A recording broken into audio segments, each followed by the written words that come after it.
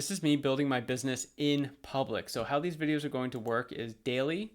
I make these videos and I go through the YouTube comments, not because I'm some business guru. I don't know how to grow your business. I'm trying to grow mine, but instead it's let's try to build a community that can talk about accountability and daily habits or reoccurring habits. So then we're going to talk about things that are on my mind and challenges. So the reason maybe why you clicked on this video, when do you quit the 9 to 5 job to be a full-time entrepreneur? Like that's a genuine question that I'm asking you, and just trying to talk it out loud here because there's a real life situation that occurred within 24 hours ago, and I need to kind of chat about it to myself, I guess, but also it might be relevant to you guys. Maybe some stuff that I did in the business today. And then at the end of it, we're going to be looking at my important things tracker, which tracks all the stuff that I care about the most. Because if I look at it every day, it will piss me off that I'm not growing and I will figure out a way to do it. Okay. So yeah, let's go back to this. Well, let's go full screen. And usually I do some like drawing stuff and I talk through stuff, but I need to share something. So I have a 9 to 5 job and I'm a senior accountant. So my business is I help people with their personal finances, things like the classic stuff, budgeting, saving, paying off debt.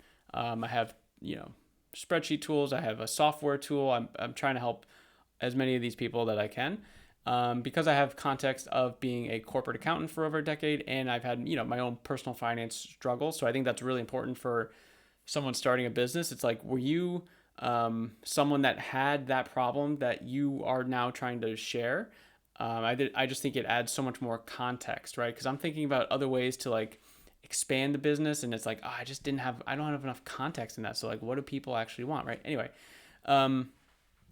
so in my 9 to 5 job, I'm a senior accountant, and my boss is the accounting manager, and she just put in her notice to leave, and I think the company's now going to offer me the job. And it's good and bad. It's like good because I guess it's more money while I'm trying to work through this. So it could be money that I'm putting towards, well, that's maybe what I have to figure out right now. Like what would I put the money towards? Because I was thinking, everyone talks about like buying back your time. I follow Dan Martell a lot. I haven't read his book, but like I understand the concepts in his YouTube. And yeah, I think for me, buying back my time starts with tasks that I do, like mostly outside of the house. Because man, I don't know about you guys, like anyone that has a yard with leaves, it's a lot. So I live in the Northeast in the United States. We get a lot of leaves up here. So every season we have a lot of trees on our yard, and it basically takes me like 12 to 15 hours in like a 2 month period or something like that. So it's basically every weekend for 2 to 3 hours for a lot of weekends, just trying to clear the leaves. And it's like, it's such a waste of my time, and it's so like tiring to do that too. It's just like, it was such a waste of time. It's an energy killer. Things like mowing the lawn, things like, plowing the driveway, that would be pretty cool. So I think like every month I would make probably $500 to $700 more.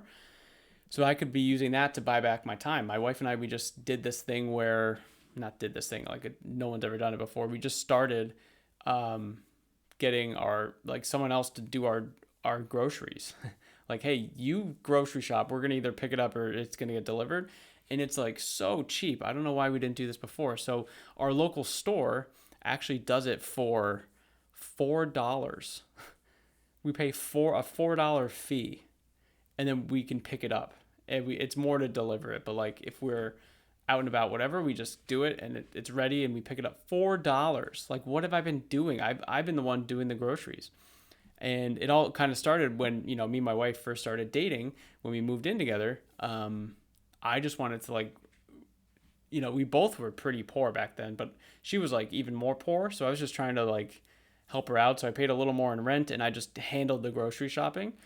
No questions asked. And then it just kind of 10 years later, I'm still doing it, which is fine. And now I take my son with me and he loves it, but it's like it's such a waste of time. Anyway, so I have like a predicament of like, the bad part is the 9 to 5 always keeps you around, always keeps you comfortable enough to stay around. right? It's always like, ooh, just give them a little bit more. Oh, give them a little more responsibility. And it's great. It's great, but yeah. So I did consider like not taking it, but I ended up just deciding to take it because again, I think the extra money would help to buy back some of my time, and then I really have to sit down with my wife and we have to map out like, okay, now that we have this time back, I can't like wait, we can't waste it. So we're talking about like, okay, instead of me spending 2 to 3 hours because the fall is coming up, right? So instead of spending 2 to 3 hours a weekend, it's like, okay, we could just do more events with the kids in the morning. And then, when they go to take a nap or in the afternoon, like I could do some work there and I won't be like freaking exhausted because I was carrying a leaf blower backpack for 3 hours. That makes me sound like a little bitch, but that's okay. Yeah, so I don't know, guys. Let me know down in the comments. Have you had anything like this if you transitioned from 9 to 5 to entrepreneur?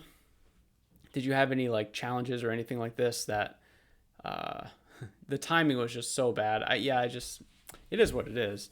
It's part of the game, I suppose.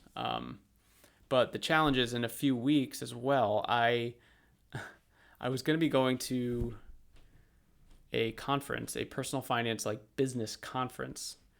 And now I don't know if I can go, which sounds so stupid because of like, I want to take my life in this direction. And I think that this thing could help me like get there or like make connections. And I would say no to that. It just seems kind of weak.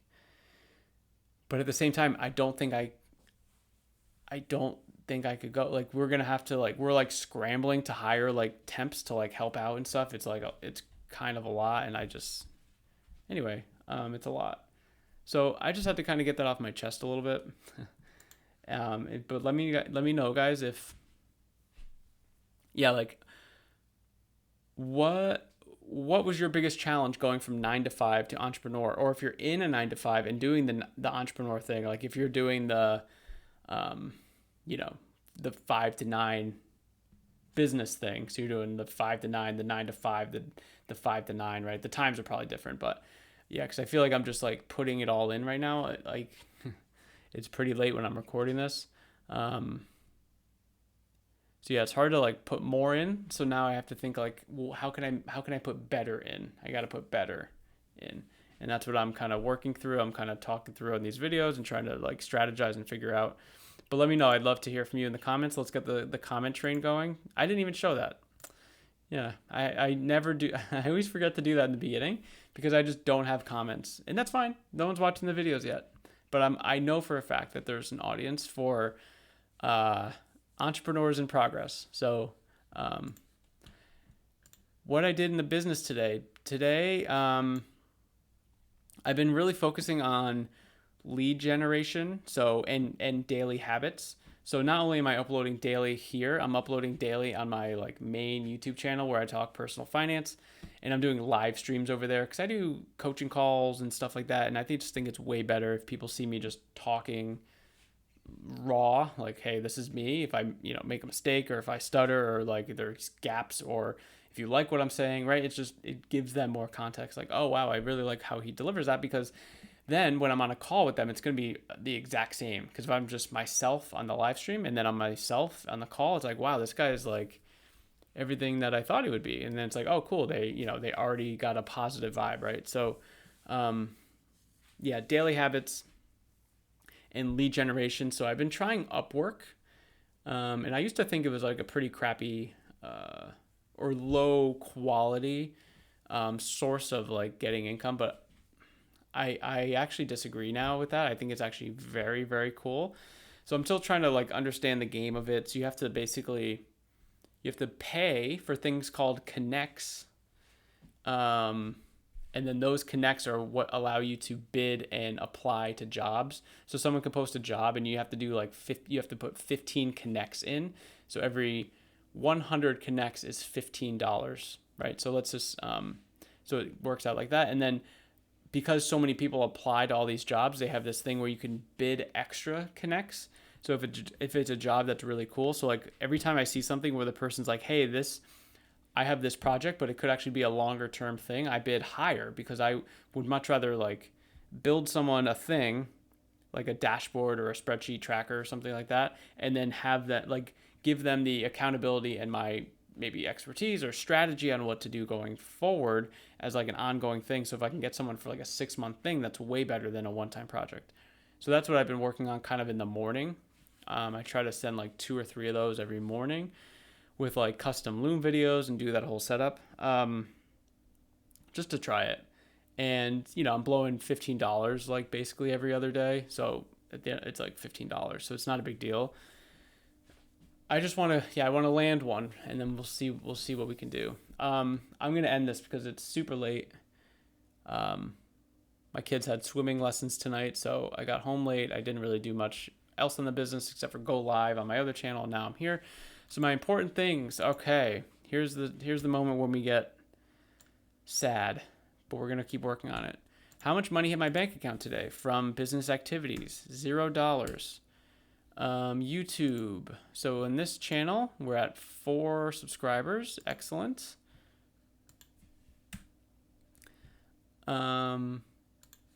YouTube main channel. We are at 778. Whoa, we went up 2. Biggest growth day. Look at that. 0.25%. Watch out. All right. The community. So I have a community for this YouTube channel, Entrepreneur in Progress. I charge $1 a month, not because I want your dollar, because I just don't want the bots. But I'm trying to create a network of other entrepreneurs. So if that interests you, let me know or join. So we have one person in there, and that is still just me, hanging out by myself, just waving like, hey, anyone want to join?